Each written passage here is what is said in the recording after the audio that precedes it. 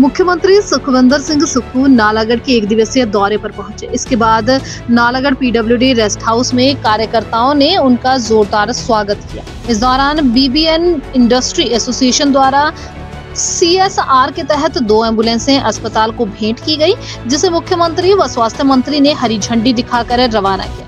मुख्यमंत्री ठाकुर सुखविंदर सिंह सुक्खू ने नालागढ़ विधानसभा क्षेत्र में 31 करोड़ रुपए की विभिन्न परियोजनाओं का उद्घाटन व शिलान्यास किया। मुख्यमंत्री ने मितिया, बहली, खल्लर व आसपास के क्षेत्रों के लिए 7.24 करोड़ रुपए की लागत से निर्मित पेयजल योजना का उद्घाटन किया। उन्होंने नालागढ़ के लिए 5.22 करोड़ रुपए की लागत से निर्मित 7 ट्यूबवेल तथा नालागढ़ के विभिन्न क्षेत्रों में 4.82 करोड़ रुपए की लागत से पेयजल स्कीमों की उन्नयन परियोजनाओं का भी उद्घाटन किया।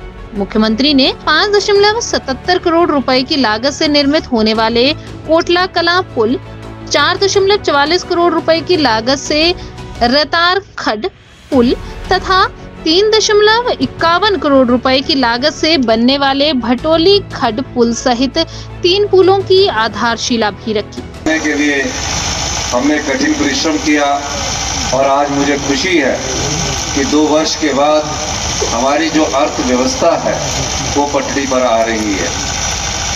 मैं कुछ बातें आपसे करना चाहता हूँ। इस क्षेत्र में कॉलेज चाहिए, इस क्षेत्र में हेल्थ सेक्टर चाहिए, वो मिलना चाहिए। महज नोटिफिकेशन करके अगर कॉलेज में मैं आपके लिए अच्छे टीचर ना उपलब्ध करवा सकूं, आपके लिए अच्छी पढ़ाई ना उपलब्ध करवा सकूं, तो ऐसी नोटिफिकेशन का कोई फायदा नहीं। ये बात मैं इसलिए कह रहा हूं कि जब 2022 का चुनाव होना था, 2022 में मई महीने से भारतीय जनता पार्टी की सरकार ने रेवड़ियां बांटनी शुरू की। आज प्रदेश में शिक्षा का वो हाल है, जो सरकारी स्कूल में पढ़ने वाले बच्चे हैं, वो 5वीं का बच्चा भी दूसरी की किताब नहीं पढ़ सकता। यानी कि जो गांव के बच्चे हमारे सरकारी स्कूलों में पढ़ रहे हैं, वो 5वीं कक्षा में पहुंच गया है बच्चा, लेकिन दूसरी की किताब नहीं पढ़ पा रहा। गुणात्मक शिक्षा में क्वालिटी एजुकेशन में हिमाचल प्रदेश पूरे देश में 21वें स्थान पर पहुंच गया। हेल्थ का क्या हाल है? आप हेल्थ के जितने भी हॉस्पिटल बने हैं, हमारी रीजनल हॉस्पिटल है, हमारे मेडिकल कॉलेज है, वो ट्रांसफर के लिए हॉस्पिटल बन गए हैं। बीमारी थोड़ी बढ़ती है, या तो टांडा ले जाते हैं, या एजेंसी ले जाते हैं, या एम्स ले जाते हैं। वहाँ भी डॉक्टर की एम्स में भी, आज जो बिलासपुर का एम्स बना है, वहाँ भी डॉक्टरों की उतनी अधिक संख्या नहीं, उपलब्धता अभी तक नहीं है।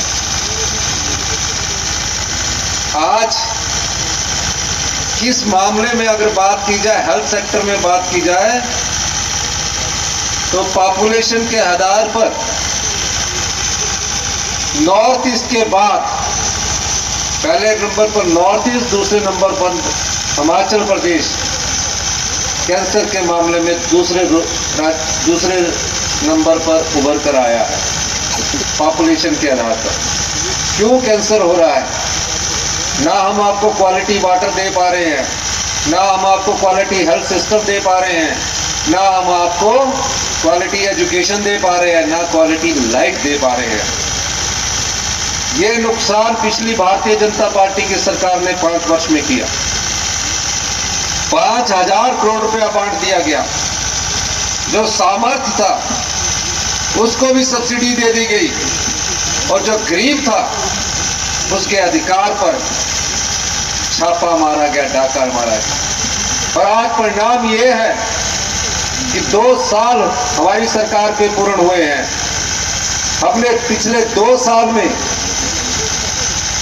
40 साल में इतना राजस्व एकत्रित नहीं किया।